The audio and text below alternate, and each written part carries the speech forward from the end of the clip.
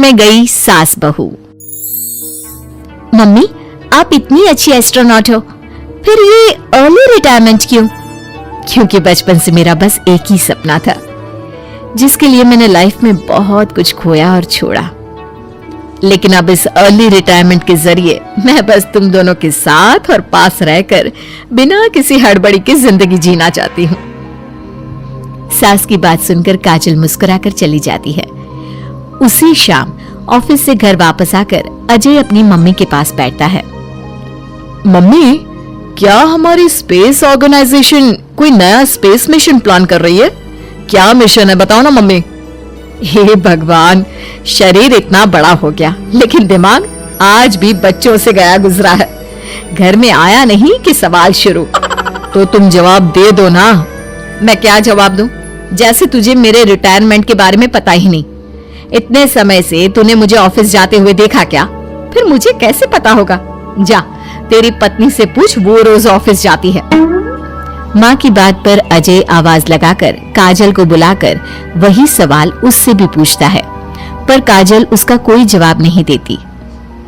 और बोलो पत्नी से पूछने के लिए, मैडम जवाब ही नहीं दे रही। सवाल जायज हो तो जवाब मिलेगा ना, तुम्हें अच्छे से पता है।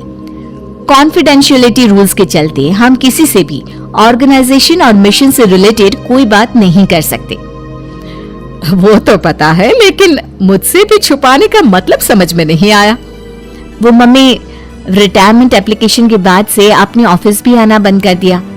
सबको लगा कि अब आप इंटरेस्टेड नहीं होगी, इसलिए इन्फॉर्म नहीं किया। क्या तुम भी इस मिशन का हिस्सा हो? मैं ही इस मिशन की लीड साइंटिस्ट हूँ। ये हमारा अब तक का सबसे बड़ा और इम्पोर्टेंट मिशन है। अगर ये सक्सेसफुल हो गया तो दुनिया में हमारे नाम के साथ मेरा प्रमोशन भी पक्का है।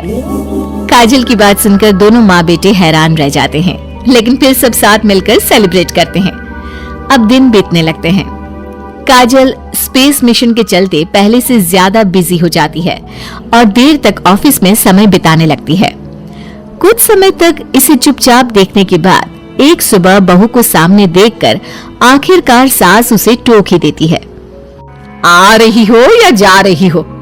भाई, हमें तो तुम्हारी शक्ल देखे लगता है सदियां बीत गई। मैडम कब आती है कब जाती है कुछ पता ही नहीं चलता। अरे ऐसा कौन सा मिशन है जिसने सुबह रात घर परिवार सब भुला दिया? मिशन तो मैंने भी बहुत देखे हैं और गई भी हूँ, पर ऐसा हाल कभी नहीं हुआ। मम्मी, मैं आपकी चिंता और गुस्सा समझ सकती हूँ, पर ये स्पेस मिशन आज तक की सभी मिशन से बहुत अलग है। अच्छा, जरा मैं भी तो सुनूं, ऐसा क्या है इसमें? आई एम सॉरी मम्मी, मैं नहीं बता सकती। भूलो मत, मैंने रिटायरमेंट अप्लाई किया है, लेकिन रिटायर होने में अभी 7 महीने बाकी है, जिसके हिसाब से मैं आज भी ऑर्गेनाइजेशन का हिस्सा हूँ। तो मुझे बताकर तुम कोई रूल नहीं तोड़ रही। मुझे सब याद है मम्मी, और मुझे ये भी पता है कि अगर आप साथ दें तो मिशन के लिए बहुत बड़ी मदद साबित होगी। पर सीनियर्स ने रूल बनाया है कि इस मिशन की इंफॉर्मेशन सिर्फ उन्हीं के पास होगी जो इसका पार्ट है, और मुझे तो उन्होंने खास अपने पास बुलाकर ये समझाया था। बहू की बात सुनकर सास सोच में पड़ जाती है और अगले दिन खुद भी ऑफिस पहुंच जाती है। ओहो, क्या बात है मैडम, रिटायरमेंट की एप्लीकेशन के बाद तो आपने दर्शन देने भी बंद कर दिए। अरे सर, अगर ईद का चांद रोज निकला करता तो क्या उसका स्वागत इतने जश्न से होता? इस पर सीनियर भी हंसने लगते हैं और दोनों कैबिन में जाकर बैठ जाते हैं, जहां सास बातों बातों में नए स्पेस मिशन के बारे में पूछती हैं। वो उन्हें मिशन के बारे में सब कुछ बताकर तुरंत एक इमरजेंसी मीटिंग बुला लेते हैं, जिसमें साइंटिस्ट की टीम और काजल के साथ एस्ट्रोनॉट्स की पूरी टीम भी होती है। तो ये है हमारी टीम, जो सब कुछ भूल कर दिन रात इसी मिशन पर काम कर रही है। अगर आप भी हमें ज्वाइन कर ले तो सोने पर सुहागा हो जाएगा। अगर आप मुझे टीम में चाहते थे तो पहले कांटेक्ट क्यों नहीं किया? आपने स्पेस में ना जाने के फैसले के साथ डेस्क जॉब का भी इनकार कर दिया और अर्ली रिटायरमेंट के लिए अप्लाई कर दिया, और फिर पिछले 1 महीने में किसी के साथ कोई कांटेक्ट भी नहीं हुआ। इसलिए हमने सोचा शायद अब आप ब्रेक लेकर इस सब से दूर रहना चाहती हो और इसीलिए किसी ने आपको परेशान करना सही नहीं समझा। बात तो आपकी सही है, फिर भी एक सुझाव देना चाहूंगी। ये जो आप कर रहे हो ना, ये मिशन नहीं, साफ सुसाइड है। एक साथ इतने सारे लोगों को स्पेस में 6 महीने रहने के लिए भेजना आसान काम नहीं है, और ये बात मुझे आपको समझाने की जरूरत नहीं होनी चाहिए।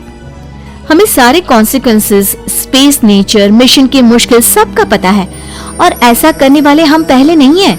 इसलिए ये भी साबित है कि काम हो सकता है। आप सिर्फ एक एक्सपेरिमेंट के लिए इतने सारे लोगों की जान और मेहनत को दांव पर लगाना चाहते हो, जिसमें सक्सेस रेट भी मुश्किल से 1% है। बहुत देर तक इन्हीं सब बातों पर बहस चलने और काजल की सास उर्फ ऑर्गेनाइजेशन की सबसे एक्सपीरियंस्ड एस्ट्रोनॉट को बहुत देर समझाने के बाद भी जब वो राजी नहीं होती, तो ऑर्गेनाइजेशन के सीनियर्स को उन्हें घर वापस भेजना पड़ता है।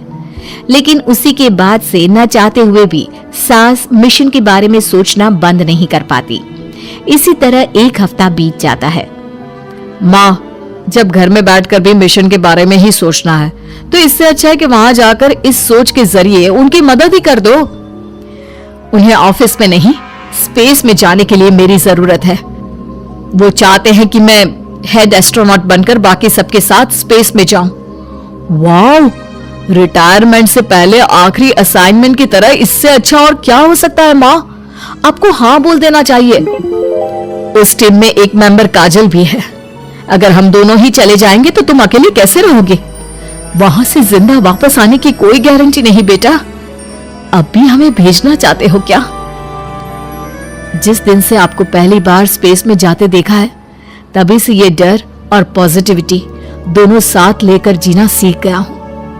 आप जाओ माँ, मुझे पूरा भरोसा है आप दोनों वापस भी आओगे और देश के साथ मेरा नाम भी रोशन करोगे। बेटी की बात सुनकर माँ के अंदर हिम्मत आती है और वो एक बार फिर स्पेस ऑर्गेनाइजेशन पहुंच जाती है, जहां उसके फैसले से सब बहुत खुश होते हैं और स्पेस मिशन की तैयारी पहले से ज्यादा जोश में शुरू हो जाती है। कुछ ही समय बाद दोनों सास बहू स्पेस में पहुंच जाती हैं। आखिरकार आज मेरी साइंटिस्ट बहू एस्ट्रोनॉट भी बन गई। सिर्फ स्पेस सूट पहन लेने से कोई एस्ट्रोनॉट नहीं बन जाता। मैं साइंटिस्ट हूँ और उसी में खुश हूँ। अगर मिशन की रिक्वायरमेंट नहीं होती तो शायद कभी यहाँ आती भी नहीं।